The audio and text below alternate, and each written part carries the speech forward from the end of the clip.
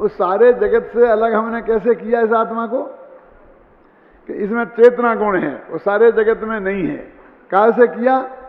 अपनी बुद्धि से किया ना। जिस भांति प्रज्ञा छेनी से बेभक्त किया ऐसे, उस भांति प्रज्ञा छेनी से ही हरे ग्रहण करो इसे। देखो 49वीं गाथा में अंतिम पैरा पढ़ता हूं।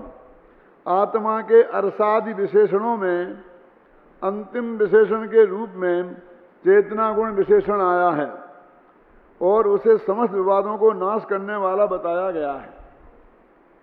वह चेतना गुण भगवान आत्मा का असाधारण स्वभाव होने से आत्मा की पहचान का चिन्ह है, लक्षण है। इसी कारण वह समस्त विवादों का नाश करने वाला भी है। उसके साथ अविनाभावी रूप से रहने वाले अनंत गुण भी अभेद रूप से उसमें ही समाहित हैं। उसे यहाँ चित्त शक्ति मात्र नाम दिया है। वो चेतना गुण तो एक गुण था, वो चित्त शक्ति मात्र में अनंत गुण आ गए। उसे ज्ञान मात्र नाम से भी कहा जाता है। ज्ञान मात्र कहते हैं तो वे अनंत गुण उसमें आ जाते हैं। जैसे अग्नि किसे कहते हैं? तो गर्माई, ये गर्माई एक गुण है, और भी बहुत गुण है उसमें। प्रकाशकत्व नाम का भी गुण है, दाहकत्व नाम का गुण भी, जलाने नाम का गुण भी है। तो कहते हैं ये जो दाहक गुण है तो एक तुम जान लो और पहचान लो कि ये अग्नि है कि नहीं है। अब बोलो गर्म लोहा है और ये ठंडा लोहा है, तो इसमें अग्नि है कि नहीं है? बोलो गर्म लोहे में वो गर्म है, गर्माई से पहचान ले कि लोहा तो गर्म होता नहीं है। इसमें जो गर्माई है वो गारंटी से अग्नि की है। ख्याल में है कि नहीं? तो तुम कहते हो जैसे अग्नि को गर्माई से पहचाना जाता है, उसी प्रकार इस भगवान आत्मा को चेतना गुण से पहचानो। ये लोहा है, ये लोहा। अब इसमें जीव है कि नहीं है? कि चेतना गुण हो तो जान लो कि है। लोहे में गर्माई हो, समझ गया ना, तो जान लो कि यहाँ अग्नि है। तो इस शरीर में चेतना गुण दिखाई दे तो समझ लो वो जीव है, और चेतना गुण दिखाई नहीं दे तो समझ लो कि वो जीव नहीं है। तो हम जीव को कैसे पहचाने, ये प्रश्न किया था आचार्य ने कि जीव के पहचान का क्या उपाय है। तो आचार्य ने यहाँ ये बता दिया कि ये पहचान का ये उपाय है। इस तरह ये बात खत्म हुई। सबको जानने की स्थापना बहुत मजबूती से होती है। यद्यपि वो सबको जानना भी व्यवहार है ना, फिर भी अरस अरूप अव्यक्त सभी बोलों में उसकी स्थापना की। ख्याल में आई ना? और फिर एक जो अंतिम बोल था, ये तो करीब 5वां था। जहाँ 6 बोलते तो 5वां ये था, जहाँ 4 बोलते तो 3रा ये था। जहाँ जो अंतिम बोल था, जो 6वां या 4था, उसमें ये कहा कि उसे जानता तो है, उसके जानने रूप तो परिणमित होता है, लेकिन उस रूप परिणमित नहीं होता। तो यहां भी उसके एकत्व ममत्व का ही निषेध हुआ ना। जानने का निषेध नहीं हुआ, जानने रूप तो परिणमित होता है, उसको जानने रूप परिणमित होता है। मेरे कहने का मतलब ये है कि इसमें कहीं भी आत्मा का पूरा स्वरूप बता दिया, और वो खुद कहते हैं कि ये स्वरूप तुम समझ लोगे तो तुम्हें सम्यक दर्शन की प्राप्ति हो जाएगी। ऐसा नहीं है कुछ अब बाकी रह गया, जब सर्वसिद्ध ज्ञान अधिकार पढ़ोगे तब वहाँ हम ज्ञान का निषेध करेंगे और तब तुम्हें सम्यक दर्शन की प्राप्ति होगी। ऐसी कोई बात नहीं है, ये गंध भी नहीं है उस बात की यहाँ पर। लेकिन नहीं जानने की बात कहाँ आई? रूप रस गंध स्पर्श को नहीं जानने की बात आई कि सबको जानने की बात आई? और जानने रूप परिणमित होने का निषेध किया उनके, कि उन रूप परिणमित होने का निषेध किया। अब ऐसा भेद ज्ञान हम नहीं समझ पाते हैं। कहीं भी यदि उसके जानने का निषेध आपको दिखाई दे तो भी आप उसका ये अर्थ समझना कि उस रूप परिणमित होने का निषेध है, उसमें एकत्व ममत्व कर्तृत्व भोक्तृत्व करने का निषेध है। क्योंकि जानना तो आत्मा का स्वभाव है और स्वभाव किसी पर की अपेक्षा नहीं रखता है। बार बार इस समय सार में ये समझाया है कि ज्ञेय से ज्ञान नहीं होता, ज्ञान के अनुसार ज्ञेय जाना जाता है। खेमचंद भाई इस वाक्य को बहुत बोला करते थे। अब खेमचंद भाई के श्रोता यहाँ कितने हैं मैं नहीं जानता हूँ, लेकिन बहुत बोलते थे ज्ञेय के अनुसार ज्ञान नहीं होता, ज्ञान के अनुसार ज्ञेय जाना जाता। अपनी क्रमत पदाई की किताब में भी अपन ने लिखा है, और हर ज्ञान का ज्ञेय नक्की है। तो ज्ञान की पर्याय में ऐसी योग्यता है कि वो किस ज्ञेय को जाने, और वो अब तुम्हारे हाथ में नहीं है। ये जो एक बहुत बहुत मार्मिक बात समझ लेना कि हम जिसको चाहेंगे जानेंगे और जिसको नहीं चाहेंगे नहीं जानेंगे। वो जो पर्याय है वो अपने सुनिश्चित ज्ञेय को लेकर ही पैदा होती है। क्या जो बच्चा अपने घर में पैदा होता है, माँ के गर्भ में आया है, तो अब हम सारी व्यवस्था हम करेंगे उसकी, और हमने की और हम नहीं संभालते तो मर जाता। इस धोखे में मत रहना। वो सारी व्यवस्था खुद अपनी करके आया है, उसका पुण्य उसके साथ आया कि नहीं आया? क्यों?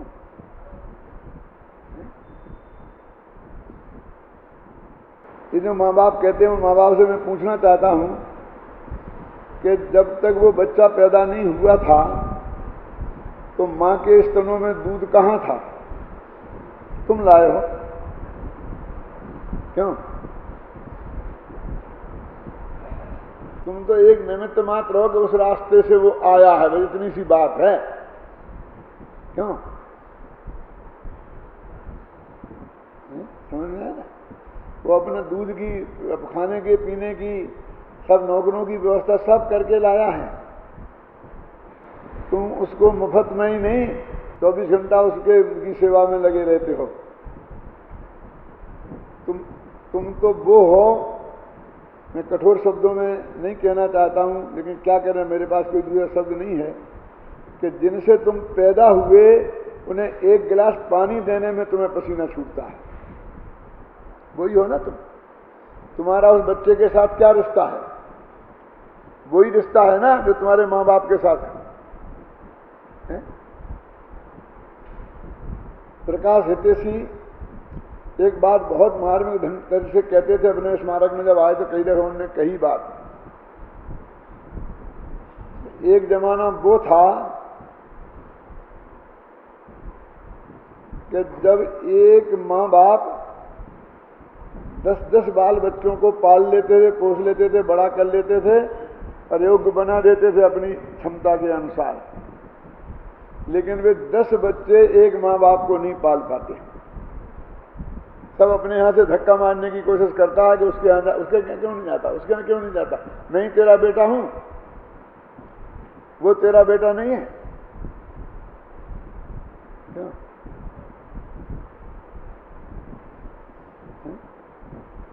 और आज तो हमको एक बच्चा पालना भारी पड़ता है, क्योंकि जितनी हमारी तनख्वाह आती है वो सब उसकी फीस में ही चली जाए, और जितना हमने जोड़ा है उसे भर्ती करने में ही चला जाए। ऐसी पोजीशन है कि नहीं? ऐसा पढ़ा लिखा करके जब उसे ऐसा योग्य बना देते हैं कि वो लाखों रुपए महीने कमाने लगता है, तो छोड़ के भाग जाता है अमेरिका। इन लोगों के लिए हम अपना सर्वस्व जीवन लुटा रहे हैं। क्यों? उसके लिए लुटा रहे हैं ना उस पर। तो वो बच्चे के तुम नहीं कर रहे हो, नहीं तो रोते रहोगे जिंदगी भर कि हमने ऐसा किया, ये नहीं करता है। वो अपना पुण्य लेके आया था, अपने हिसाब से हुआ, तुम्हारे साथ है, ख्याल में आई ना? तुमने अपने पल्ले में थोड़ा सा होगा तुम्हारे में, तो तुम्हारा बुढ़ापा शांति से कट जाएगा, नहीं तो रो रो के कटना ही है। क्या जगत में कुछ होने वाला नहीं। बहुत ही वो ज्ञान का ज्ञेय भी वो पहले से ही नक्की है क्या जानोगे तुम और क्या नहीं जानोगे। फिर अपनी क्रमबद्ध प्रदा की किताब से और सब बातों से अपन ने बहुत विस्तार से कहा है कि नहीं कहा। ये नहीं है, ये तो भाग्य से आपकी पर्याय नहीं, पहले से ही ये आज मैं ये बात कह रहा हूं आपके जानने में आएगी, ये नक्की था, इसलिए आपके जानने में आई और मेरे को कहने का विकल्प आया। ये बात आप समझना, इसमें कोई बिल्कुल रंच मात्र भी शंका की गुंजाइश नहीं है। तो ये किस ज्ञान का कौन गेय बनेगा, और उसमें स्व और पर कुछ भी हो सकता है। यदि पर को आत्मा नहीं जानता होता, अकेले अपने को ही जानता होता, तो कौन गेय बनेगा ये समस्या ही कहाँ खड़ी होती थी। बस उसका आत्मा का अपने आत्मा गेय बनेगा और कोई बनेगा ही नहीं। क्यों? ये कौन गेय बने ये प्रश्न ही कहां से खड़ा हुआ, क्योंकि स्वा तो एक ही है और पर तो अनेक है। तो अकेले स्वा को ही जानेगा तो एक नक्की है, बस वही। क्यों है? और पर को है ही नहीं। वो हम ऐसी बहुत तकनीकें लगाते हैं, टेक्निक। एक आदमी ने एक आदमी को 10,000 रुपये दिए थे और लिखा पढ़ी पक्की की थी, स्टाम्प लगा करके। गवर्नमेंट का कानून है कि 3 साल के भीतर यदि वो नहीं देता है आपके पैसे वापस, तो आप 3 साल के भीतर उस पर अदालत में दावा कर सकते हो। यदि 3 साल और 1 दिन हो गए तो तुम्हारा दावा खत्म, अब बस अब तुम्हें नहीं मिलेगा। तुम अब ये कानूनी एक पेंच हो सकता है, लेकिन वो 10,000 रुपये दिए थे, यदि ईमानदार से देने वाला और लेने वाला है तो म्याद के भीतर भी उसका वैसा ही देना है और म्याद के बाहर भी। ईमानदारी की बात तो ये है ना, मेरा मतलब समझ गए ना क्या है। यदि उसके पास नहीं है भाग्य से, सुनो, वो आज नहीं दे सकता है, तो इतना तो कर सकता है कि द्वारा लिखा पढ़ी कर दे, तो फिर तुम्हारी 3 साल की और म्याद हो जाए। मैं क्यों कर जाऊं, मैं 1 दिन बाद तो छूट ही जाऊंगा। क्यों? मैं क्यों झंझट में पड़ूं? बेईमानी है कि नहीं? तो ऐसी ज्ञान की हम टेक्निक लगाते हैं। तो आत्मा ज्ञान की पर्याय में परपदा झलकते हैं। आत्मा तो ज्ञान की पर्याय को जानता है, तो पर को जानता ही नहीं है। आप समझ लेना, ये सब टेक्निक की बातें हैं। मैं पूछता हूं कि वो इस विधि से जानता है, तो इससे नहीं जानना अर्थ कहां से निकलता है? इस जानने का भेद है कि नहीं जानने का? मैं बहुत मार्मिक बात कहता हूं कि मुझे चश्मा के बिना दिखाई नहीं देता, तो मैं अंधा हूं क्या आंख वाला? मैं पूछता हूं आपसे, क्यों? कि मुझे नहीं दिखाई देता। बिल्कुल, लाओ चश्मा तब दिखाई देगा। अंधा किसे बोलते हैं? जिसे दिखाई ना दे। अब मुझे चश्मे से दिखाई देता है, तो उसमें मेरे को दिखाई नहीं देता है, ये अर्थ कहां से निकालते हो? चश्मे से दिखाई देने का अर्थ नहीं दिखाई देना कहां अर्थ होता है? उसका नाम तो दिखाई देना है ना। चश्मे से दिखाई देना, इसका नाम भी दिखाई देना है ना।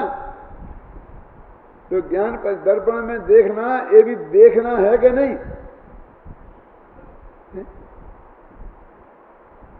डॉक्टर के पास आप गए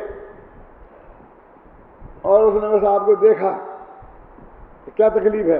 तो साहब सीने में दर्द होता है। ठीक है, फटाफट लिख दी, एक्सरे निकलवाओ, ये करवाओ, इसकी जांच करवाओ, इसकी करवाओ, ये सब भेज दिया आपको। अब बात ही नहीं करी, बस इसे पूछा क्या तकलीफ है, वो बाहर भगा दिया।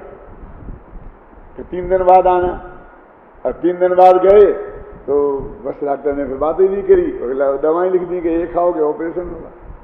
अब क्या करूं मैं, ऐसे में कैसे ऑपरेशन करूं? डॉक्टर ने देखा ही नहीं, बस जांचोगे इतने पैसा लगवा दिए 10,000 मुफ्त के। अरे वो एक्सरा देखा उसने, तो तुझे देखा कि नहीं देखा? मैं बोला, बोलो मरीज को डॉक्टर ने देखा कि नहीं देखा, इसे क्या मानते हो आप? क्योंकि अंदर की जो हड्डी है उसमें क्या डिफेक्ट है, ये तुम्हें देखने से नहीं आएगा समझ में, कोई एक्सरा देखने से आएगा। तुम्हारे खून में क्या कमी है, कोलेस्ट्रॉल में क्या कमी है, ये वो खून की रिपोर्ट देखने से आएगा समझ में। तो बोलो उसको देखना माने कि नहीं माने, मुझे बताओ। इस जगत में ऐसा जो कहता है कि डॉक्टर ने देखा ही नहीं मुझे और कह दिया तो मैं वापस तुम्हारा ऑपरेशन होगा और मेरा पेट पीट दिया, कि वो ये मानता है कि बहुत अच्छी तरीके से देखा 1-1 घंटे तक, फिर डॉक्टरों की कॉन्फ्रेंस बुलाई, फिर तय किया कि ऐसे इसका क्या करना चाहिए, ऐसा हो सकता है कि नहीं हो सकता, इसमें उसने 8 दिन लगा दिए। क्यों? फिर बाद में सबने तय किया कि हाँ इसका ऑपरेशन करना चाहिए, तब किया गया, तो क्या करना चाहिए?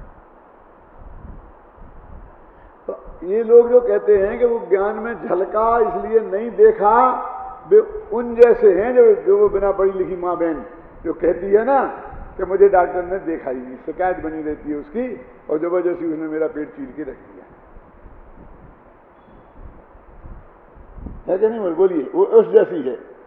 और जो वो देखा कहता है वो ये है कि भाई उसकी विधि ये है, तो क्रिया ये है देखने की। बड़े डॉक्टर नहीं देखते हैं कि छोटे के पास जाओ तो कम से कम ब्लड प्रेशर तो लेता है, क्यों? अगर जबान खुलवा के तो देखता है,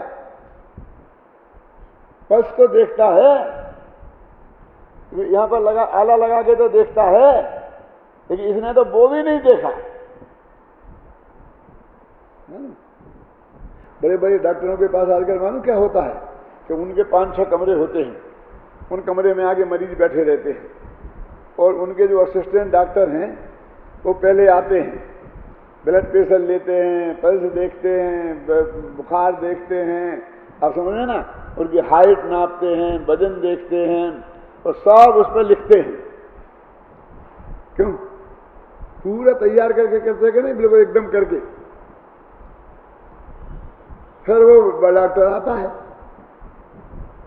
तो वो जो रिपोर्ट बना करके वो तैयार करके रखता है ना, वो उसे देखता है और पर्चा लिख देता है। अब कहते उसने हमें देखा ही नहीं, बिना ब्लड प्रेशर नापा। अरे भाई एक नर्स नाप रही थी बिना पढ़ी लिखी नर्स ने भी कहना था वो तो मशीन नापती है क्यों? तेरा ईसीजी भी डॉक्टर करेगा, क्यों? बोलो देखना है कि नहीं देखना है?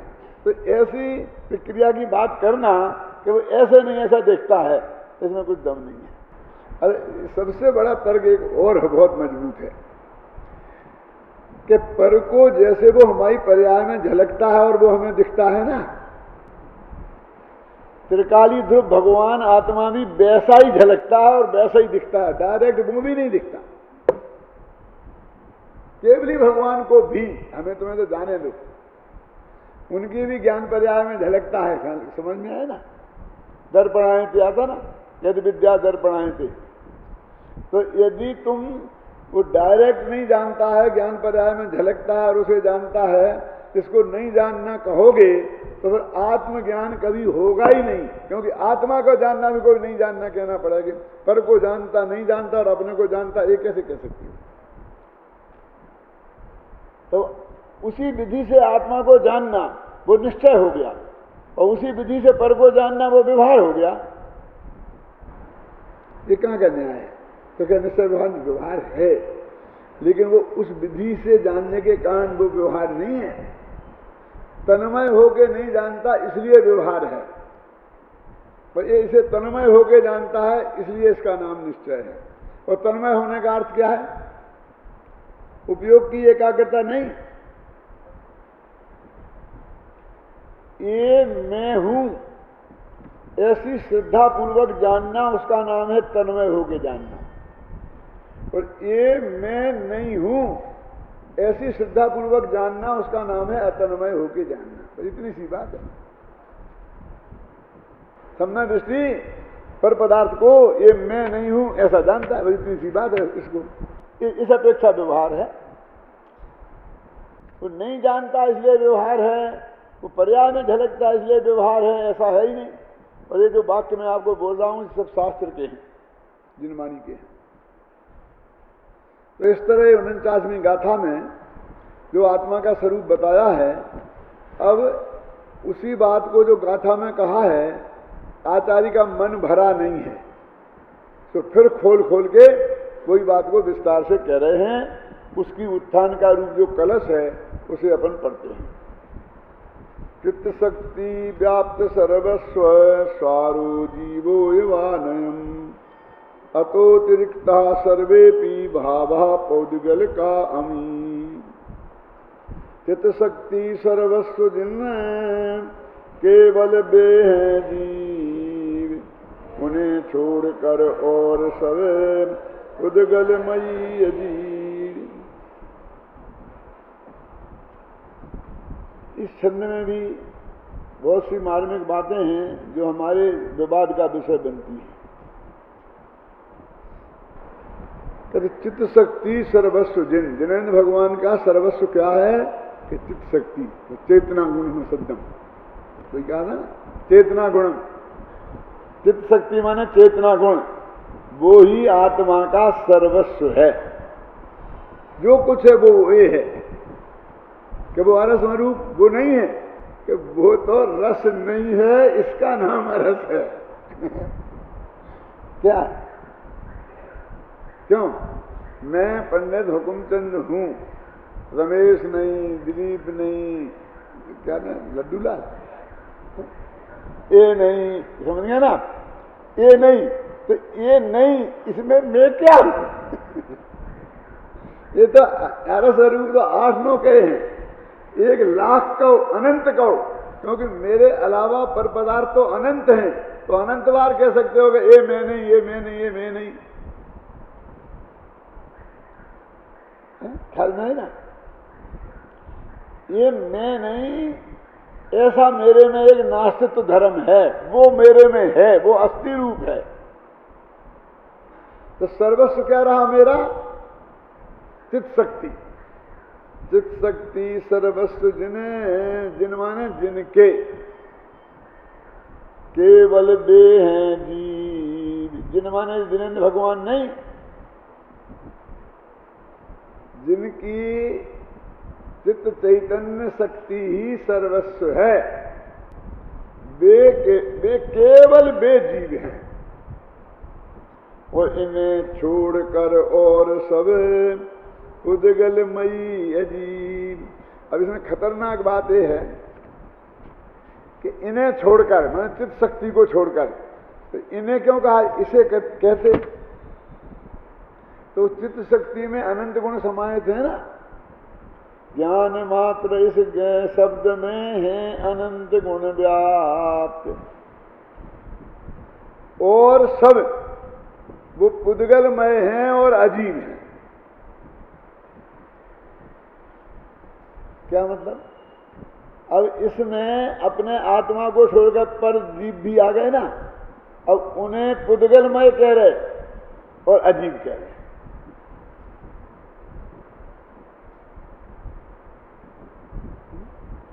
अमेरिका में एक भाई हैं,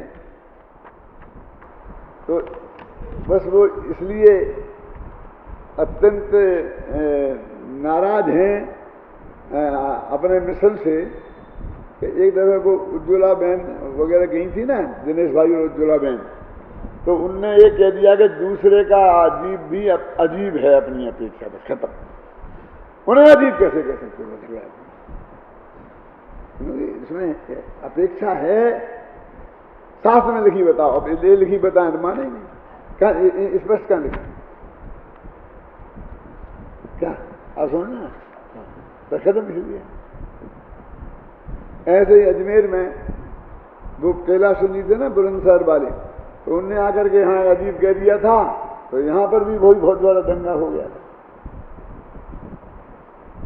अब ये तो ऐसी बात है कि हम बता रहे आगम का प्रमाण आप मानो तो मानो, देखा ना, उन्हें छोड़कर और सब, तो आकाश पुद्गलमयी है, अजीब तो आकाश को कह सकते हैं आप, लेकिन उनको पुद्गल में कही, तो क्या अर्थ है इसका?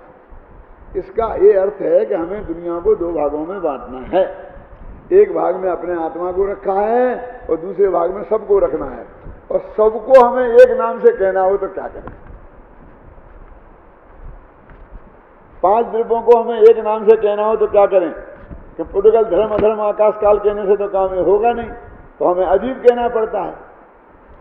अब आगम में भेद विज्ञान की दृष्टि से कहीं कहीं उन्हें अजीब नहीं कह के पुद्गल भी कह दिया, रूपी भी कह दिया, अचेतन भी कह दिया।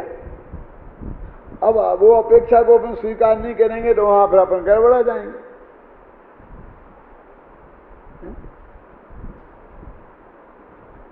तो इसमें ऐसा खुद ही लिखा है कि सारे झगड़े नयों का स्वरूप सही नहीं समझ पाने के कारण ही है। टोडरमल जी ने मुख्य मार्ग प्रकाशक के 7वें अध्याय में जब निश्चयाभासी, व्यवहाराभासी, उभयाभासी का स्वरूप बताया, वो एक एक का विस्तार से बहुत बहुत वर्णन किया, लेकिन वो तीनों का एक कॉमन बात कही उनने कि ये तीनों आदमी हैं जो निश्चयाभासी, व्यवहाराभासी और उभयाभासी, इनकी प्रवृत्तियां तो अलग अलग हैं।